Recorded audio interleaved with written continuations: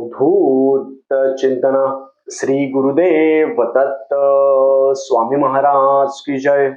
छत्रपती शिवाजी महाराज की जय. श्री स्वामी समर्थ. आज मी आपल्याला सत्यनारायण पूजन कधी करायचं, 3 मार्चला ग्रहण आहे, 2 तारखेला होलिका पूजन आहे, 3 मार्चला ग्रहण आहे. मग सत्यनारायण पूजन कधी करावं, कसं करावं, त्याच्याबद्दल मी आज पूर्ण माहिती सांगणार आहे. चॅनलवर पहिल्यांदा आला असेल तर अवश्य सबस्क्राईब करा, म्हणजे येणारे नवीन व्हिडिओ श्री स्वामी समर्थ महाराजांची गुरुचरित्राची आणि नवनाथ पारायणाबद्दल माहिती भेटेल. ग्रहणाबद्दल खूप जणांच्या मनामध्ये भीती असते, ती भीती पहिले दूर करा तुम्ही. ग्रहण म्हणजे काय, आपल्याला त्रास नाही असा, पण ग्रहणाबद्दल आपल्या मनात जी काही भीती असेल, गर्भवती स्त्रियांना काही भीती असेल, मी व्हिडिओ केलेला आहे, तो एकदा बघावा. साधा एकच नियम पाळायचा तुम्ही. एक नियम जर पाळला, त्या व्हिडिओमध्ये मी सगळं सांगितलेलं, एकच नियम जर पाळला तुम्ही, तुम्हाला ग्रहणाचा कोणताही त्रास होणार नाही. ग्रहण म्हणजे आध्यात्मिक शक्ती वाढण्यासाठी, लक्षात ठेवा. मग आता सत्यनारायण पूजन कधी करायचं? 2 तारखेला अमावस्या, 2 तारखेला पौर्णिमा आहे, ती 5:55 चालू होते. 2 तारखेला होलिका पूजन आपल्याला 2 तारखेलाच करायचं आहे. 2 तारखेलाच आपल्याला संध्याकाळच्या वेळेस करायचं आहे. 2 तारखेला संध्याकाळी 5:55 पासून पौर्णिमा चालू होती. सूर्याने बघितलेली जी पौर्णिमा आहे ती 3 तारखेला आहे. 3 तारखेला संध्याकाळी 5:55 किंवा 6 वाजेपर्यंत पौर्णिमा आहे. मग सत्यनारायण पूजन कधी करायचं?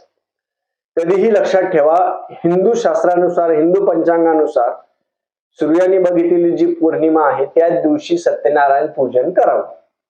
मग कधी सूर्याने कधी बघितलं? आदल्या दिवशी 5:55 2 तारीख गेली. मग 3 तारखेला तुम्ही दिवसभर कधीही सत्यनारायण पूजन करू शकता, पण त्या दिवशी आहे ग्रहण. ग्रहण असल्या कारणाने, ग्रहण कधी चालू होतं? ग्रहण 4:30 वाजता ऍक्च्युअल ग्रहण चालू होतं, तर 6:48 पर्यंत ग्रहण आहे. 6:48. त्याच्यानंतर स्नान शुद्ध, घरामध्ये सगळीकडे गोमूत्र टाकायचं, घरामध्ये सगळीकडे तुळशीपत्र आपण ठेवलेलं आहे ते करायचं. सगळ्यात पहिले आपण स्नान करायचा. घरामध्ये सगळ्यांनी त्या दिवशी स्नान करणं महत्वाचं आहे. ग्रहण चालू होण्यापूर्वी स्नान, आणि ग्रहण संपल्यानंतर परत स्नान करायचं. स्नान आणि शुद्धी. स्नान करायचं, घरामध्ये गोमूत्र असेल, पाणी असेल तर सगळं टाका, स्नान करावं. ग्रहणाच्या दिवशी जर तुम्ही गाणगापूरून काही कोणी पाणी आणलं असेल, गाणगापूरून भस्म आणला असेल, तर ग्रहण संपल्यानंतर स्नान करताना गाणगापूरचं पाणी असेल, गाणगापूरचं भस्म असेल, ते आंघोळीच्या पाण्यामध्ये घेऊ शकता, स्नानाच्या पाण्यामध्ये घेऊ शकता. स्नान करायचं. 6:48 ला ग्रहण संपतं. बरोबर बघायचा टाइम, 6:48 झाले, ग्रहण मोक्ष होतं. मोक्ष झालं म्हणजे ग्रहण सुटलं.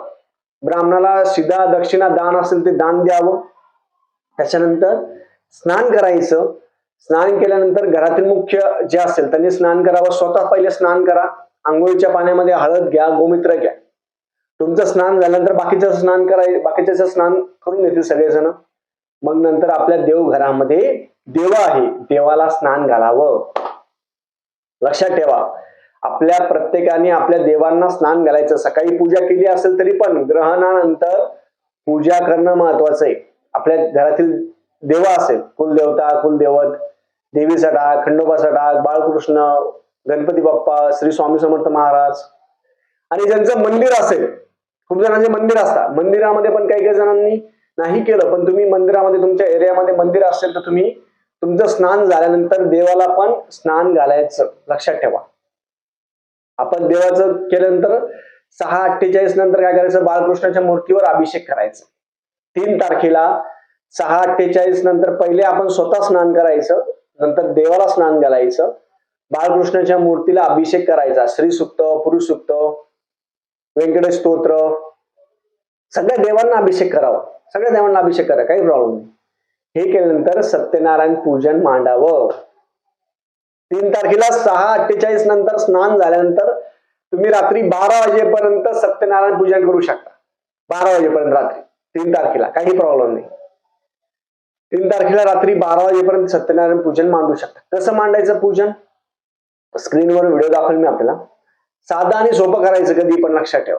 आपल्या घरामध्ये चौरंग असेल, चौरंग मांडा.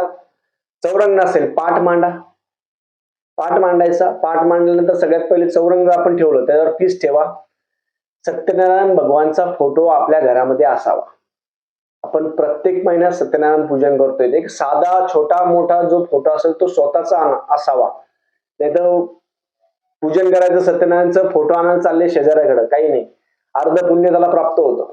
म्हणून स्वतःचा फोटो आपण स्वतः आणावा आणि स्वतः पूजन करावं. छोटा आणला तरी चालतो, काही प्रॉब्लेम नाही. बालाजी महाराजांचा फोटो असेल तो ठेवावा, काही प्रॉब्लेम नाही. फोटो ठेवायचा, खाली गहू ठेवायचे. पूजा साहित्य काय काय लागतं सत्यनारायण पूजन करायला? खूप मोठं लागतं का? खूप जण म्हणतात सत्यनारायण करायचं म्हणजे खूप लोक लागतात किंवा खूप साहित्य लागतं. नाही, तुम्हाला बाहेरून एक वस्तू पण आणायची गरज नाही. जे प्रत्येक पौर्णिमेला सत्यनारायण पूजन करतात ते बाहेरून तुम्हाला कोणतीही वस्तू न आणता घरच्या घरी करायचंय. ग्रहण संपलं, विषय संपला. स्नान, शुद्धी, अभिषेक, पीस मांडावं. पीस मांडायचं, गहू मांडायचे. गहू जेवढे असेल आपल्या घरामध्ये गहू मांडा. कलश ठेवा, कलशाला स्वस्तिक करायचं छानपैकी. कलशाच्या विड्याची पानं भेटले ठीक. कलशामध्ये एक रुपया असेल, सुपारी असेल ती ठेवावी. कलशाच्या वरती डिश ठेवा. डिश ठेवल्यानंतर त्याच्यावरती तांदूळ ठेवून बाळकृष्णाची मूर्ती ठेवायची. 3 पानं असेल, 3 आपण विड्याचे पानं असेल, विड्याचे पानं ठेवा. 3 विड्याचे पानं ठेवायचे. सुपारी ठेवा. एक कुलदेवता असेल, कुलदेवत असेल, वरुण देवता असेल, इष्टदेवता असेल, गणपती बाप्पा असेल, गणपती बाप्पाची मूर्ती ठेवायची. तर हे पूजन मांडणी केल्यानंतर, एवढंच पूजन मांडणी करायचं. हे केल्यानंतर आपण सगळ्यात पहिले कुलदेवता त्याचा अभिषेक करायचा. अभिषेक म्हणजे काय? श्री सूक्त, पुरुष सूक्त म्हणावं. वरुण देवताचा पण श्री सूक्त, पुरुष सूक्त म्हणावं किंवा सगळ्यांनी एकत्र केलं तरी चालतं. गणपती बाप्पाला पण सगळ्यात पहिले गणपती स्तोत्र, गणपती अथर्व शीर्ष गणपतीच्या मूर्तीवर घ्यायचं. सुपारीवर नाही घ्यायचं, गणपतीच्या मूर्तीवर घ्यायचं. झालं. हे झाल्यानंतर मग बाळकृष्णाच्या मूर्तीवर श्री सूक्त, पुरुष सूक्त, व्यंकटेश स्तोत्र म्हणायचं. ही पूजा आपली झाल्यानंतर 5 अध्याय आहे, ते 5 अध्याय वाचावे आणि आपलं सत्यनारायण पूजन आपण पूर्ण करू शकता. 3 तारखेला 6:48 नंतर स्नान शुद्धी झाल्यानंतर आपण रात्री 12 पर्यंत सत्यनारायण पूजन करू शकतो. काही प्रॉब्लेम नाही आहे. ग्रहणाचा काही संबंध नाहीये, आपण आपलं करू शकतो. फक्त घरामध्ये शुद्ध करून घ्यायचं. घरामध्ये पाणी, गोमूत्र टाकून घ्यायचं. हे केल्यानंतर सत्यनारायण भगवानला शिराचा नैवेद्य करावा. साधा छोटा नैवेद्य करायचा. आपण जेव्हा नैवेद्य करणार आहे तर घरामध्ये सगळीकडे तुळशीपत्र ठेवायचं. पाण्यावर तुळशीपत्र असेल, सगळ्या ठिकाणी तुळशीपत्र ठेवायचं. सकाळचा स्वयंपाक सकाळीच करून घ्यायचा. जास्त स्वयंपाक करायचा नाही. आणि सकाळचं जे ग्रहणाचं जे अन्न असेल ते रात्री खायचं नाही, म्हणून लक्षात ठेवा. जे स्वयंपाक करणार तुम्ही तो सकाळपुरताच करून ठेवायचा. ग्रहणामध्ये जे अन्न आहे ते रात्री खायचं नाही, लक्षात ठेवा. हे केल्यानंतर पूजन करायचं. नंतर वरण भात भाजी पोळी करू शकता किंवा जे काही तुम्ही स्वयंपाक करणार ग्रहणानंतर तो नैवेद्य तुम्ही दाखवायचा. शिऱ्याचा प्रसाद दाखवायचा. आरती करायची. व्यंकटेश स्तोत्र वाचायचं. श्री सूक्त, पुरुष सूक्त वाचायचं. व्यंकटेश स्तोत्र घरात सगळ्यांनी वाचायचं. अशा पद्धतीने तुम्ही सेवा करू शकता. मग तुम्ही म्हणणार दादा ग्रहणामध्ये सेवा चालती का? ग्रहणामध्ये तुम्ही सेवा ओरली म्हणजे फक्त ग्रहणामध्ये तुम्ही नामस्मरण, स्तोत्र मंत्र, अनुष्ठान हे सगळं करू शकता. ग्रहणामध्ये पूजा नाही चालत. ग्रहणामध्ये स्तोत्र मंत्र, अभिषेक ह्या सगळ्या गोष्टी तुम्ही करू शकता. अभिषेक म्हणल्यापेक्षा तुम्ही स्तोत्र मंत्र जास्त म्हणू शकता. नामस्मरण असेल, मंत्र असेल, गायत्री मंत्र असेल, आपला गुरु मंत्र असेल, याचं जास्तीत जास्त तुम्ही नामस्मरण करू शकता. तो ग्रहणामध्ये मंत्र म्हटल्याचा जो उद्देश आहे तो खूप चांगला आहे. आपली आध्यात्मिक प्रगती होती. खूप जण ग्रहणामध्ये पाण्यामध्ये असतात, पाण्यामध्ये राहून जप करतात. खूप जण नामस्मरण करतात, खूप जण सेवा करतात. तर तसं आपण 4:30 वाजेपासून तर संध्याकाळी 6:48 पर्यंत सामूहिक सेवा करणार आहोत. युट्यूब चॅनल श्री केतन कुलकर्णीवर लाईव्ह सेवा घेणार आहे आपण. त्याच्यामध्ये सगळे स्तोत्र मंत्र सगळे घेणार आहे आपण. जेवढे आहे नित्य सेवेमध्ये सगळे स्तोत्र मंत्र म्हणजे 4:30 वाजेपासून तर 6:30 वाजेपर्यंत तुम्हाला कळणार पण नाही आपण ग्रहण का आहे. आपल्या सगळ्या स्तोत्र मंत्राचा भडीमार चालू राहील. स्तोत्र मंत्र चालू राहील. आणि झाल्यानंतर ग्रहण सुटल्यानंतर स्नान शुद्धी केली की झालं.